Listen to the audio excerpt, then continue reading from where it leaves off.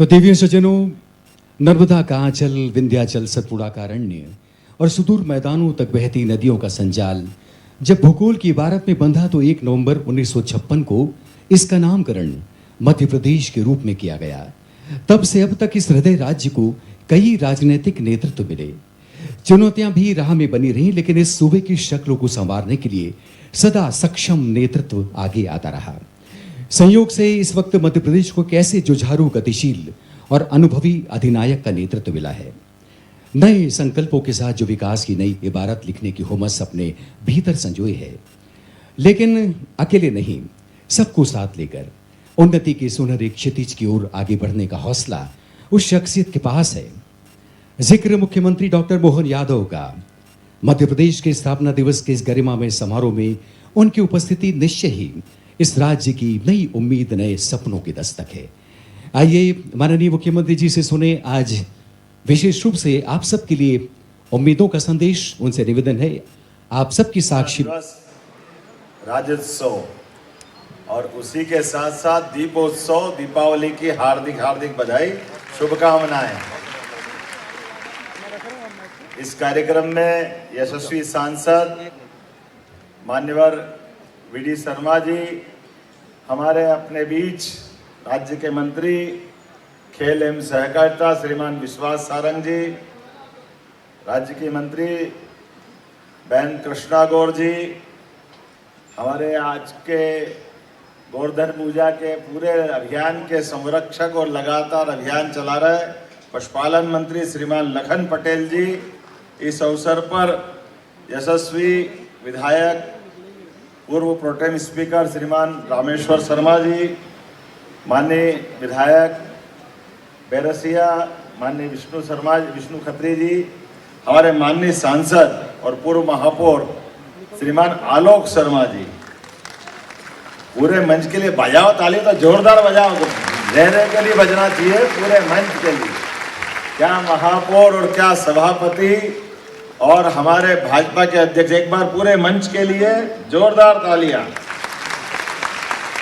और ताली उस बात के लिए भी जो ये कार्यक्रम के लिए निमित्त हम सब इकट्ठे हुए। आज का स्थापना दिवस का ये आयोजन जिनकी आवाज से, जिनके बैंड की ध्वनि से एक अलग ही मुकाम तक पहुंचाएगा, श्रीमान अंकित तिवारी जी, जोरदार ताली बजाओ अंकित तिवारी जी की। हम सबका सौभाग्य है 1956 मध्य प्रदेश की स्थापना का पहला साल, और तब से लगा कर के आज तक लंबी यात्रा मध्य प्रदेश ने तय की है। हम सब का अलग अलग प्रकार से अगर इस पूरे राज्य की भूमिका, राज्य का अतीत, हमारी अपने यहाँ की विशेषताएं, एक एक करके हर एक पे लंबी बात की जा सकती, लेकिन दीपावली का पावन प्रसंग भी है और साथ ही साथ हमारे राज्य की स्थापना दिवस भी है। हमने 4 दिन का ये उत्सव मनाने का और 5 दिन का दीपोत्सव मनाने का निर्णय किया है।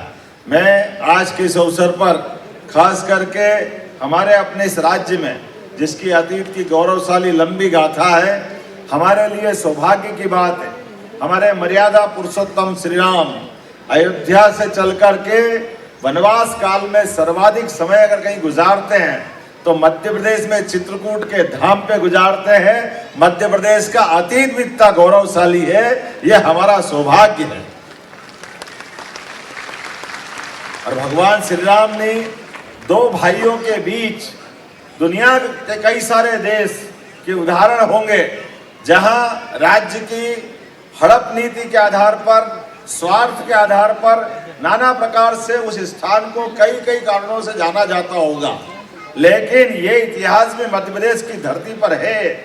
एक भाई दूसरे भाई के लिए राज्य देने के लिए इतना तत्पर हो जाए कि वो अपने उस भाव को प्रकटीकरण राम जी माने नहीं, तो भरत ने अंततः उनकी चरण पादुका सिर पे लगा करके राज्य किया 14 साल तक। यह इतिहास अगर कहीं बना है तो इस चित्रकूट की धरती पे बना है। यह सौभाग्य हमारा है। और इसी प्रकार से भाई भाई के बीच प्रेम कैसे हो सकता है, इससे बड़ा उदाहरण कोई मिलेगा दुनिया में? लेकिन एक नहीं, कई उदाहरण बने। भगवान कृष्ण जिनके जीवन के कई पक्ष हैं, मैं अभी हमारे अध्यक्ष जी से बता रहा था कि हम कभी कल्पना करें कि 5000 साल पहले भी ये जो गोवर्धन पर्वत उठाने की जो घटना है, उस घटना के पक्ष पे थोड़ी अगर संवाद करके रास्ता निकलवाएं कि इंद्र से भगवान श्री कृष्ण की मत भिन्नता क्या थी, वो क्या अंतर था, क्या कारण था, उसका उत्तर आज भी हमको अपने आप में प्रकृति से जोड़ देगा। वो एक ही कारण था, वो कारण ये था, इंद्र ने कहा कि मैं वर्षा कराता हूं, और भगवान कृष्ण की मान्यता थी वर्षा कराने के लिए जंगल, पहाड़, ये प्रकृति का आनंद होना चाहिए। ये संदेश भगवान कृष्ण ने उस समय दिया, और वो प्रकृति प्रेम जो दिखाया है, ये हमको आज भी लालायित करता सही बात के लिए। वर्षा कहाँ होती है आप बताइए? तमाम रेगिस्तान जहां होते हैं वहां उमड़ते घुमड़ते मेघ दिखाई नहीं देते, लेकिन जहां हरे भरे जंगल हो, इसीलिए तो मध्य प्रदेश का आनंद है। मध्य प्रदेश के अंदर ये बड़े गर्व के साथ कह सकते, और खोज का विषय भी हो सकता है, हिमालय गंगा जी का भी प्रवाह का साक्षी बनता है और यमुना जी का भी बनता है, लेकिन वहां जितनी जलराशि इस देश के लिए आनंद बरसाती है, उससे ज्यादा जलराशि मध्य प्रदेश में नर्मदा, सोन, चंबल, बेतवा, ताप्ती, इतनी सारी नदियां, इन नदियों का मायका हमारा प्रदेश है। ये गौरवशाली हमारे लिए अपना मौका भी और राज्य पे गर्व करने का कारण भी है। कितनी सारी नदियां, लंबी लाइन है हमारे बीच में। केन बेतवा, और यशस्वी प्रधानमंत्री का अभिनंदन करो श्रीमान नरेंद्र मोदी जी का, जिनके कारण से नदी जोड़ो का पहला अभियान मध्य प्रदेश से होने वाला है। ये अजूबा भी, नदियां तो बहेगी, लेकिन बहती नदियों का उपयोग अपने राज्य के साथ साथ लोगों की बेहतरी के लिए होना चाहिए, और लोगों की बेहतरी में राज्यों की सीमाएं भी बाधा नहीं बने, इसमें संकल्प शक्ति की जरूरत होती है। और मुझे इस बात की प्रसन्नता है, उत्तर प्रदेश और मध्य प्रदेश दोनों मिलकर के बहुत जल्दी केन बेतवा के माध्यम से बुंदेलखंड की पीने की और सिंचाई की दोनों अवस्थाओं में जल की उपलब्धता से एक नया इतिहास बनाएगी।